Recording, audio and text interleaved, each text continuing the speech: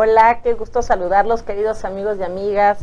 Como siempre, en este inicio de semana, en este lunes tan especial, y hablo tan especial porque siempre se aprende algo nuevo, y qué mejor el día de hoy con un programa muy interesante con todo esto que estamos viviendo a nivel país, a nivel mundial, y por ello es que decidimos invitar a un gran empresario, a una persona con mucha experiencia y sobre todo con una gran visión, porque hoy más que nunca no hay más que tener testimonios de cómo le vamos a hacer ahora con el tema de hoy, que tiene que ver cómo hacer que un empresario consciente pueda generar cambios en sus empresas. Fíjate el tema de hoy, ¿qué hacer como empresario consciente en tiempos de cambio? Ese es el tema. Y qué mejor que haya yo invitado a este gran empresario, este gran ser humano, Arturo Borja. ¿Qué tal? Bienvenido, bueno, muchas gracias por aceptar la invitación y sobre todo, pues qué mejor haber traído a una persona que trae pues toda una trayectoria y que además pues de él dependen muchos colaboradores, muchas fuentes de trabajo dependen de su empresa, y sabemos que está México pasando por un proceso de cambio a nivel mundial. Se está generando toda una pues expectativa y una situación de caos, de muchas especulaciones y situaciones, realidades que están pasando y otras que no.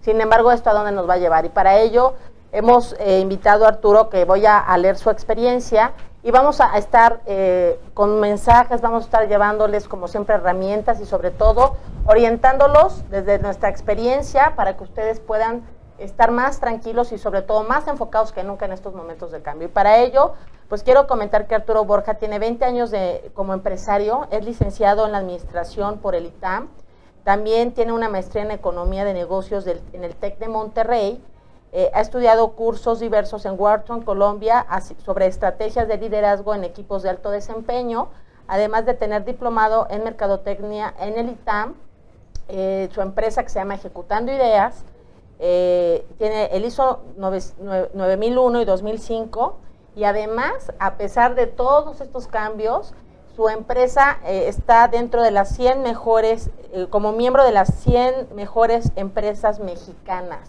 Así que, qué mejor que nos platiques cómo es que has logrado en estos momentos, en esta historia del país, económicamente hablando y empresarialmente hablando, ¿cómo es que tú te posicionaste? ¿Cómo es que empezaste, Arturo? Porque también algo bien importante y algo que me llamó la atención es que él empezó su empresa con 30,000 pesos. ¿Cómo fue que tú arrancaste como empresario? ¿Cómo fue que con 30,000 pesos decidiste hacer algo? A ver, platícanos cuál fue tu historia de inicio. Bueno, mi historia es como la de muchas empresas mexicanas. Yo estudio una carrera, siempre fui muy nerd, me gustó estudiar, me contraté en una empresa transnacional refresquera y luego tuve una carrera en diferentes empresas de diferentes industrias, y llega un momento en que como a muchos ejecutivos, me dan las gracias. Y siempre te dicen en la vida que tienes que estar preparado y tal. Me agarra un poco desprevenido, pero bueno, me pongo a buscar trabajo y nada, no conseguía trabajo porque estaba viviendo México una de tantas crisis. Okay. Nosotros, los que nacimos en los 60 y tantos, nos consideramos la generación de la crisis porque de niños oíamos la crisis, de adolescentes también, y de profesionistas escuchábamos la crisis. Entonces, pues ya estaba en nuestra conversación de todos los días. La historia termina en que no consigo trabajo, y un amigo me dice, oye, ¿por qué no me ayudas en ese momento con un muestreo, que es regalar muestras gratis de un chocolate? Le ayudo, se siente muy agradecido porque él no sabía nada de mercadotecnia, él venía de un background de finanzas, le ayudo, me dice, ¿cuánto te debo? Y fue impactante para mí. Le dije, no, pues nada, invítame a comer. Tú eres mi amigo, yo esto lo sé hacer de toda la vida, no necesito que me pagues. Invítame a comer y ya. Y me dice, no, total me paga. Y me doy cuenta que sin que él lo consultara conmigo, me pagó alrededor del 90 y tantos % de lo que yo ganaba en ese entonces, que no era malo. Interesante. Entonces, pues sí fue como una señal y y decido que a lo mejor debería yo dedicarme a poner un negocio en lo que yo sabía hacer. También fue un proceso ahí de meditación, o no sé, de análisis. Como reflexión, ¿no? Muy reflexivo de decir qué sé hacer, qué sé hacer, qué sé hacer, qué no sé hacer. Por supuesto paso por el qué me gustaba y qué no me gustaba. Exacto, eso es lo que te iba a decir. Y decido poner una agencia de mercadotecnia. Me gasto parte de mis ahorros, me compro una laptop, hago una presentación, rento un espacio, una pequeñísima oficina en la Condesa y la compartía yo con 3 personas que para ese entonces era así de, ¿cómo? ¿Por qué no estás solo? Y hoy los coworking space de eso viven. Pero bueno, era el hambre, tranquilos, y no era la visión. Empiezo y me tardo 9 meses buscando clientes. Me di cuenta que conocía yo a mucha gente. A los 36, 37 años yo conocía a mucha gente por todos los lugares donde yo había estado. Me di cuenta quiénes eran mis amigos y quiénes no, quiénes no, habían vivido con una careta y viceversa, de las buenas y de las malas. Y bueno, por fin entro a una licitación con un líder en una categoría de cuidado bucal y gano. Wow. En un proceso de 9 meses. Sí.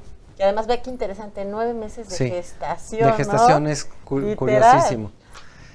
Ya para eso ya me había constituido y tal. Y me acuerdo perfecto porque fue un 21 de abril que me habla el que fue mi primer cliente y me dice, ya llegó Santa Claus. Y me muero de risa, ¿no?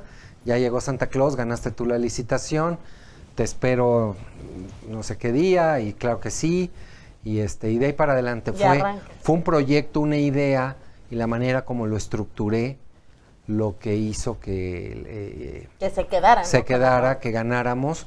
Por supuesto hubo una sesión de preguntas y respuestas y etcétera, es un proceso, etcétera, pero yo diría que para este momento lo más importante fue tener claro qué quería hacer, qué quería vender y que yo me sintiera seguro haciéndolo. Contento con lo que además estabas totalmente, haciendo. Porque mucha gente veo que pone cosas que quisiera saber hacer, pero que no sabe en realidad. Yo quisiera ser barman, pero desgraciadamente no sé hacer muchos cócteles. Y eso es como un poco un primer mensaje, ¿no? Aquí hay algo clave también que dijiste. No solamente te pusiste en ese estado de reflexión de qué sé hacer y qué no sé hacer, sino qué te gusta hacer. Claro. Porque eso te llevó, es como el condimento, ¿no? De todo este proceso, esta gestación, de esta empresa que creaste.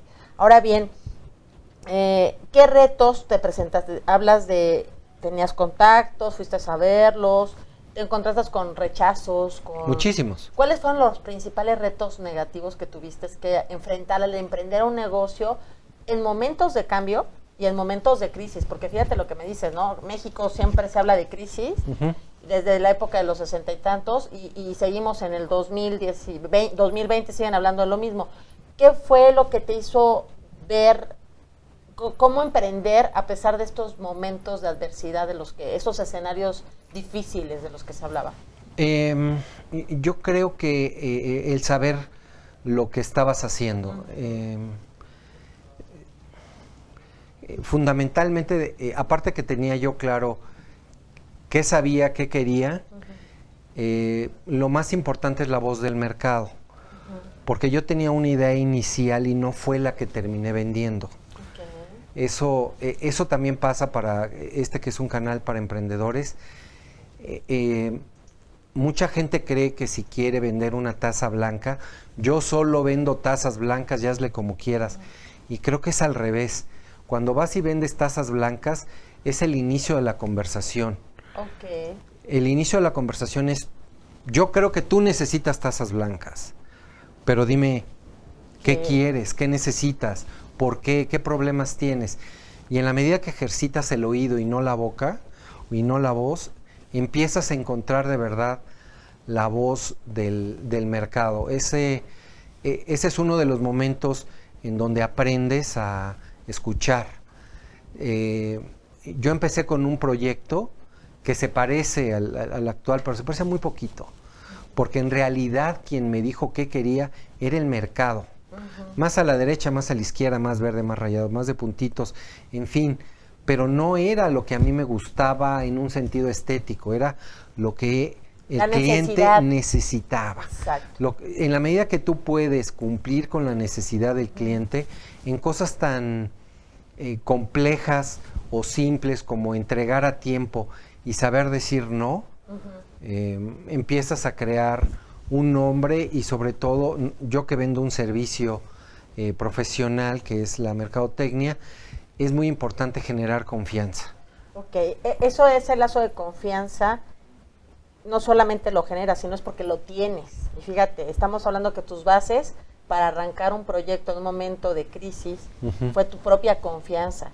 ¿Qué otros atributos conformaron el que tú te enfocaras? ¿Qué otros valores fueron los que te empujaron a estos 9 meses en donde te encontraste con gente que te abrió la puerta y otros que te la cerraron, con un escenario adverso? ¿Qué fueron los atributos que intervinieron para tú seguir y lograr tu primera licitación? Bueno, tener paciencia y ser muy persistente.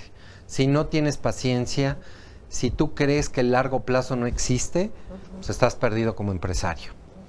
Vivimos en una época de gratificación instantánea y bueno, pues eso perjudica mucho. Si quieres ser empresario, empresaria, necesitas tener consistencia, paciencia y saber lo que estás diciendo, porque si crees que los clientes no se dan cuenta cuando estás mintiendo, estás perdido. Sí, no, estás totalmente mal. Mi esposa y yo decimos que los clientes huelen la verdad y huelen la mentira. Huelen cuando de verdad sabes de lo que estás hablando y de verdad huelen cuando es una mentira. Claro. Sí lo huelen. Algo que hablaste fue del lazo de confianza, generar esos lazos de confianza con los clientes, ¿no? A través de, pues, de cumplir en tiempos, en ser responsable con todo tu proyecto como tal, la manera en cómo pudiste posicionar el proyecto para que voltearan a verte. Esta confianza, no, como dicen, no es fácil llegar, sino mantenerla. Sí. En el proceso de arranque, como un empresario nuevo, como un, vamos a llamarlo novato, ¿no? En la parte de la mercadotecnia, que llevas ya 20 años, ¿cuáles han sido tus peores retos a experimentar a nivel económico, a nivel social, a nivel país? Porque, bueno, sabemos que hay una parte interna que es el motor de una empresa y la otra es la externa, ¿no? Con qué cosas te enfrentas y cómo los pudiste ir librando, qué fue lo que hiciste para poder ir creciendo, porque mucha gente se muere en la raya, se queda a la mitad. ¿Cuántas empresas se crean y cuántas realmente terminan consolidándose? Claro. Bueno, retos, bueno, ha habido muchísimos. Y el primero no fue de capital, retos fueron, podría mencionar, de adaptación. Me di cuenta muy rápido que la adaptación era muy importante porque, como dije, tú empiezas con una idea y es el mercado y a veces la realidad el que te lo va modificando. Tú puedes creer que puedes poner esta mesa y encima una lámpara, pero te das cuenta que la conexión está muy lejos y dices, no, pues con 3 o 9 metros de cable llego. No, eso se llama adaptación, esta capacidad que debes de tener para adaptarte a la realidad es el primer reto. Otra vez, el escuchar, el saber observar es más importante que saber hablar para mí. Hay gente que es muy buena hablando, muy buena, pero en mi caso ese fue uno de los primeros retos, callarme, escuchar y empezar a adaptarme. El segundo, la velocidad de respuesta. La velocidad de respuesta para mí fue una manera de competir, y eso me lleva a decirte que hay que tener claro, porque a veces no se tiene, qué haces tú mejor que los demás. Pero eso te lo tienes que contestar tú, no se lo tienes que decir a tus seres queridos, sino realmente a ti mismo en honestidad. ¿Qué hago yo mejor que los demás? Porque si voy a sacar a la venta un café que sabe igual que cualquier otro, realmente quién sabe qué pase. En fin, igual los servicios. Si vas a dar una consultoría en sistemas, pero no estás especializado en nada, o no eres experto, como en este canal que se busca tener gente experta, realmente no vas a llegar a ningún lado. Yo no creo que los negocios tengan buena o mala suerte, tienen solamente una mala definición. Cuando eres el mejor en lo que haces, o eres un experto en el tema que tocas, realmente no tienes límite. A mí me gusta hablar de la experiencia en el caso de un pintor, una pintora de hecho. Sí. Había una ama de casa que le gustaba pintar, entonces estaba haciendo lo que amaba. Y se dio cuenta que lo que mejor hacía era cuadros de toros de lidia. Y empezó a pintar muchísimo. Empezó a pintar muchísimo hasta que desarrolló una técnica muy buena. Y alguien un día la vio y dijo, oye, ¿por qué no hacemos una exposición con un cuadro? Y luego fue media exposición y ella llegó a tener un cierto espacio en una categoría amateur. No estoy diciendo que fue una ama de casa que salió en los periódicos, para nada. La historia termina en donde un día en una exposición hace un toro muy bonito.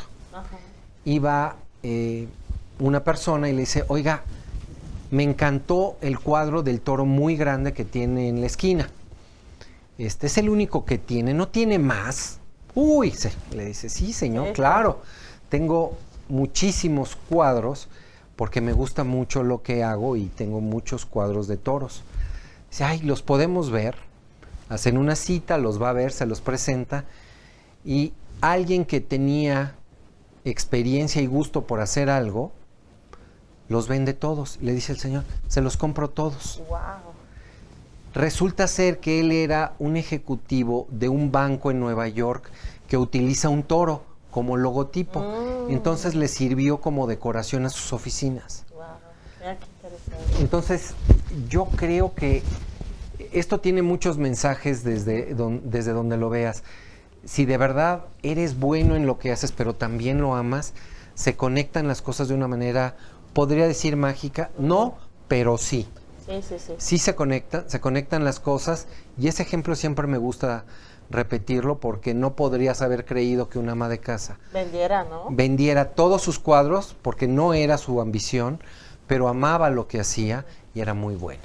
Y yo creo que este ejemplo nos lleva a que cuando amamos lo que haces, cuando amamos lo que hacemos, por ley de resonancia pasan cosas, abren caminos. Yo creo que esto es un ejemplo que te pasó a ti, ¿no? O sea, empezar a comprometerte, empezar a sentir esa adrenalina y a la vez esa emoción de ir pasando esos retos, de ir aprendiendo en el camino, de ir creciendo, y sobre todo algo que dijiste es mantener una confianza interna y generar una confianza externa con las personas en tu entorno.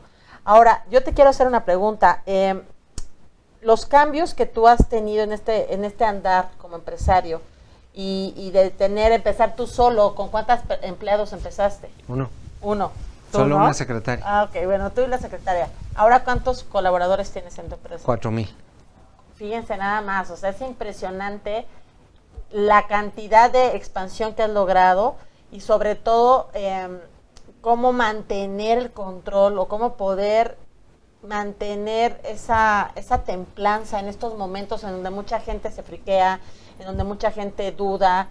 Lo hemos platicado tú y yo también en fuera del aire, ¿no? O sea, ¿qué hacer? ¿Cómo mantenerte con ese foco para seguir?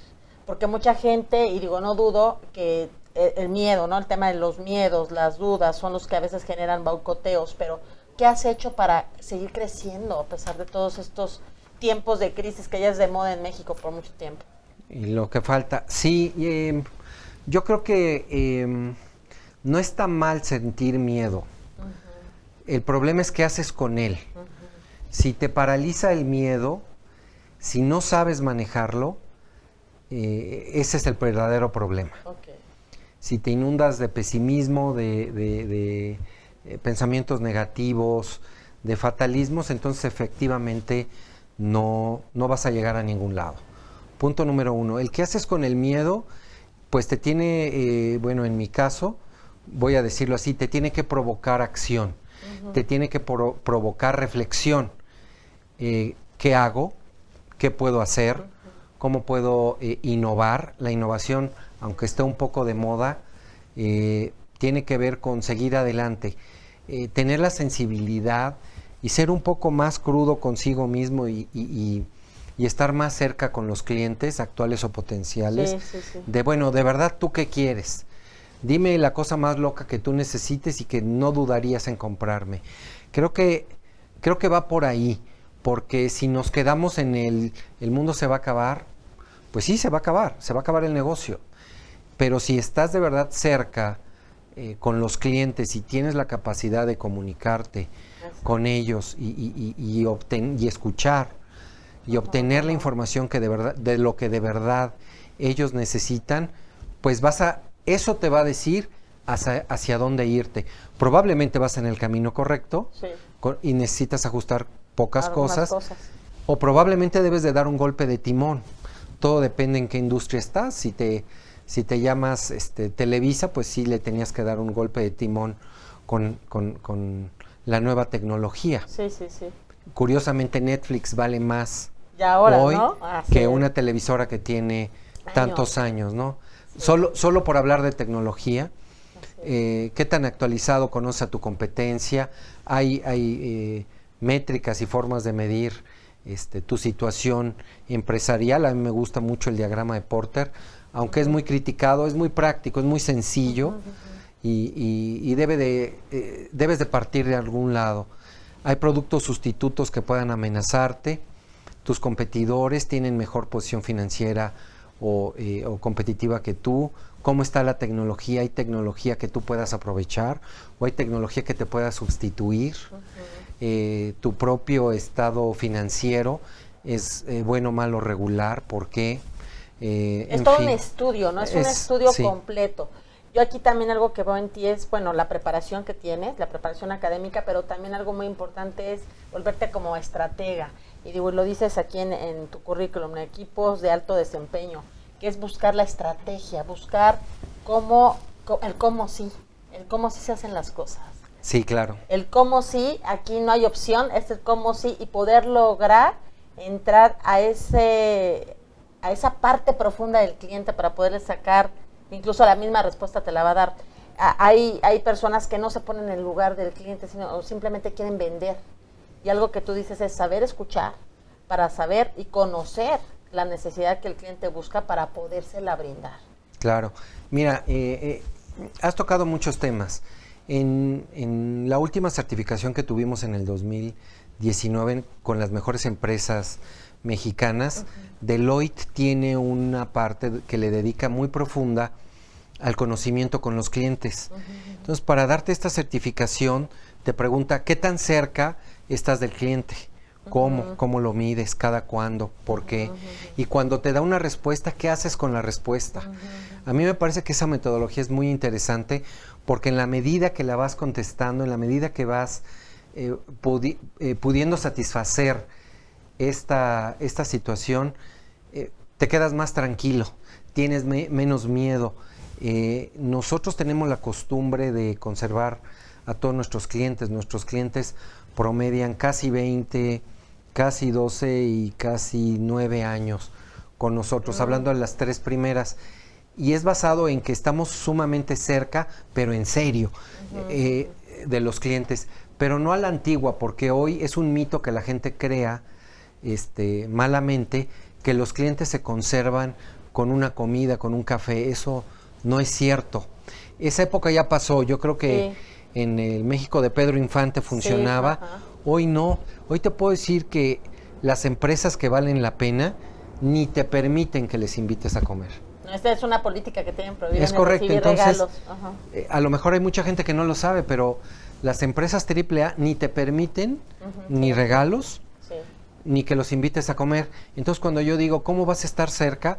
Ahí está el reto. Así es. Ahí está el reto. Cuando tú sabes estar cerca de tus clientes sin ese tipo de cosas fáciles y puedes traducir lo que dicen en acciones, puedes estar más tranquilo y tener menos miedo de lo que puede pasar allá afuera. ¿Qué trabajo personal, Arturo, has llevado también como parte de tu crecimiento con tu compañía y contigo para lograr mantenerte en ese mood, en esa línea de no detenerte, de seguir, y si como todos has caído y de repente has aprendido lecciones, cómo seguir motivado?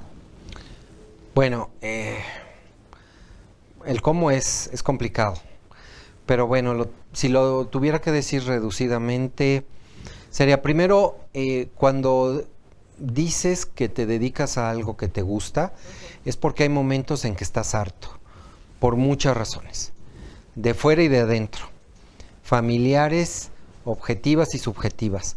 Y si no estás haciendo lo que más te gusta, así de complicado, no vas a seguir. Entonces, ahí reside parte del secreto, que estás de verdad haciendo lo que te gusta. El mantenerte en la línea no quiere decir inamovible, sino el ser consistente es también difícil.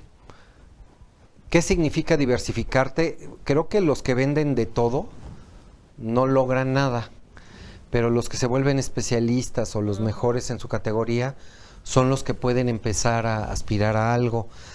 Y esa línea se pierde con la palabra oportunidades, porque es muy padre decir, las oportunidades están allá afuera, pero por el otro lado dice, me voy a diversificar. ¿Y cuál es la diferencia? Pues quién sabe.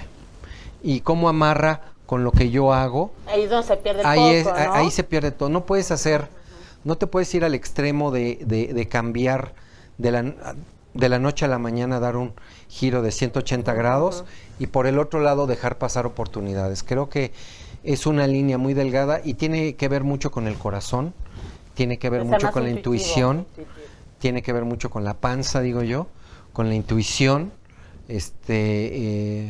Yo sé que el empresario más exitoso de México de origen libanés usa mucho la intuición. Y bueno, sí se vale, ¿no? Claro. Y hay estudios por ahí ya muy serios que lo argumentan. Algo que quiero entender es, estás diciendo que entonces diversificarse puede ser un riesgo, o será más bien poner atención de eso que te gusta, cómo poder diversificarlo de manera ordenada. Lo segundo, diversificarte de manera ordenada, porque hay oportunidades de todos tipos, de largo plazo, de corto plazo, y tienes que ver cuál es tu negocio central, tu core value, tu core business, para entender qué es lo que tú haces. Si tú entiendes lo que tú haces, que fue el principio de esta plática, hasta dónde una oportunidad va contigo. Si de repente alguien a mí me dice, oye, ¿por qué no me vendes llantas? Te las compro todas, radiales de RIN 14, pues qué gusto, pero pues yo no vendo eso. Sí, claro, yo no sé, yo no entiendo, no lo hago. Finalmente el saber decir no, el saber decir sí, el saber cuándo parar, el saber cuándo seguir. Correcto. Siguiendo la intuición ha sido de tus claves maestras, ¿no? Para seguir en el camino. Sí.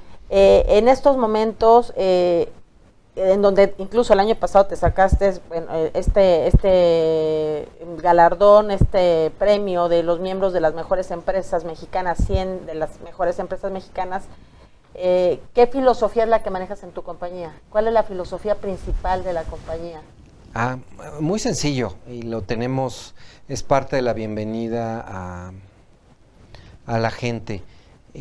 Ejecutando ideas vamos a crecer en la medida en que los clientes tengan éxito, vendiendo más o creciendo la reputación de sus marcas. después de que eso sucede, nosotros tendremos éxito. No puede ser al revés. Ok. Qué interesante la respuesta que nos das, porque normalmente es al revés, ¿no? El proveedor quiere tener el éxito, y no importándole si el éxito del cliente no lo tiene, y finalmente no son, pues no crecerían y no serían quienes son si los clientes no están primero creciendo. Es correcto, es correcto. Eso es una realidad. ¿Qué mensaje les dirías ahorita a todos los empresarios o emprendedores con todos estos cambios políticos, sociales, económicos, culturales que se están viviendo en México, pero también con toda la información que se está generando a nivel mundial con todas estas situaciones de salud y económica? Sabemos que estamos viviendo una realidad, pero ¿cuál sería la línea a seguir para no desenfocarte y seguir con tus proyectos y generar sobre todo la intuición que te lleve a acciones concretas? Es una pregunta compleja con respuesta igual. Bueno, primero es estar informado. Tienes que discriminar qué información es valiosa, cuál no, cuál es creíble y cuál no, desgraciadamente. En segundo lugar, volver a hablar con tus clientes. Esa es mi línea. Mantener muy cerca a tus clientes y de repente hacer el ejercicio de what if, qué pasaría y hacer un análisis de riesgo. Hay técnicas que existen para evaluar riesgos internos, externos, y en base a qué tan probable o no probable es ese riesgo, tomar acción. Hay cuestiones malas que pueden pasar allá afuera, pero también hay que evaluar en qué medida ese riesgo va a afectar tu negocio. Esa sería una manera de hacerlo. Y a final de cuentas, ser honesto contigo mismo, ¿no? Si de repente viene un invento tecnológico que puede cambiar tu negocio o quitarlo, pues tenerlo presente, ¿no? Pero si nunca lo has visto, de verdad se crean tragedias muy importantes. Estoy leyendo un libro escrito por el exdirector general de Intel, y empieza diciendo que la gente cree que el cambio es algo que sucede cíclicamente, y ese es el primer error. El cambio está siempre aquí. El hecho de que alguien declare que estamos en crisis o no, sea un presidente o sea el director general de una empresa, no es cierto. No es cierto. Si le preguntan a un astrofísico, te dice, pues no, para nada, eso pasa. El cambio, el universo se mueve. ¿Por qué? Todo el tiempo. ¿Por qué tendría que ser a partir de esta fecha o de la otra? Eso por hablar de una parte. La otra es que, y les quiero mencionar este caso muy exitoso, es un verdadero gurú, el caso, es que el cambio siempre está presente, y cómo vas reaccionando ante cambios más pequeños o más grandes es exactamente de lo que estamos hablando, ¿no? De repente son muy notorios por la tecnología, y de repente el hecho de que la gente deje de tomar el café dentro de su casa y ahora lo compre en vasos de cartón, bueno, pues también de repente pasó y ahí está. Y cuando yo era niño, tú no habías nacido, pero no pasaba. Y el artículo más barato de las cadenas VIPs era el café. Así es. Si yo agarro una máquina del tiempo y le digo a Arturo Borja, ya acabamos. No, siga. Si yo le digo a Arturo Borja, cuando tenía 7 o 10 años, oye, este café, cuando tú seas grande, adulto y tengas 50 años, va a costar 50 pesos, me hubiera muerto de la risa y hubiera hecho, lo hubiera dudado. Hubiera dicho, ¿cómo crees? Vale $2.50 y hasta te sirven ilimitadamente. Ahora vale 50 y tantos pesos, te sirven una sola vez y etcétera. Entonces, yo creo que cuando no te das cuenta de los cambios, es el principal problema, que creas que el mundo es estático y que tu competencia se va a quedar quieta o que el gobierno fulano, mengano, le va a ayudar a tu empresa, porque también tenemos un mal en Latinoamérica de creer que los gobiernos deben ayudar a las personas o a las empresas, y eso es una pena. En países anglosajones no. No se da eso. No, eso no lo piensan. Claro. Bueno, es que aquí en México se tiene mucha la mentalidad del querer siempre recibir, ¿no? De recibir. Sí. Pero bueno, aquí tiene que ver con tema de cultura. Algo que me llama mucho la atención y que sí quiero resaltar como un punto importante a todas las personas que nos están viendo es, has manejado el cambio como una oportunidad. Yo lo veo desde esa perspectiva. Uh-huh. Ha sido una oportunidad para ti, que cada vez que hay una crisis o que hay un momento de supuesto caos, para ti sigue siendo una oportunidad de crecimiento, sigue siendo una oportunidad de evolución. Y sí tenemos que cambiar esa mentalidad, amigos y amigas que me están viendo, porque eso es la clave de sacar el potencial y enfocar toda tu atención, toda tu intención para lograr algo en la vida. Porque mucha gente se queda colapsada porque ven cambios y ven caos. Y cambios igual a caos, pues va a generar en ti exactamente eso, caos. Entonces, yo creo que la mentalidad que has manejado, las acciones que has dirigido, la templanza con la que te has mantenido, ha sido clave en estos tiempos, y que ahorita todos nuestros amigos y amigas que nos están escuchando necesitamos manejar en estos tiempos, y siempre, no hoy, siempre, porque claro, eso es constancia, eso es persistencia. Y por ahí en algún momento ahí me llegó un mensaje, dicen persistir, insistir y no desistir. No, totalmente. También creo que tenemos que aprender a ver en el largo plazo, como mexicanos, como empresarios y empresarias mexicanas, porque no tenemos muy buena idea de lo que es el largo plazo. Yo escucho mucho que los proyectos pueden ser redituables en 1, 2, 3 años. Digo, está bien porque debe de haber una medida, pero yo creo que el largo plazo existe. Te doy un ejemplo que no es financiero. Cuando la empresa era mucho más chica, a mí siempre me ha parecido que el valor de crear equipos de alto rendimiento es infinito. Uh-huh. Y se me ocurrió hace 12 años empezar a gastar con asesores de recursos humanos. Y me acuerdo de algunas voces, que así le voy a llamar, que me decían, sí, hombre, tu asesor que te enseña cosas, y son ustedes bien poquitos, yo no sé para qué gastas en eso, deberías de comprarte una máquina de lo que sea. Uh-huh. Yo decía, no, mi gente es la que va a proveer el servicio y tiene que tener una buena capacitación y una buena idea de lo que hacemos. Hay una frase que me gusta mucho en recursos humanos que dice, si tú crees que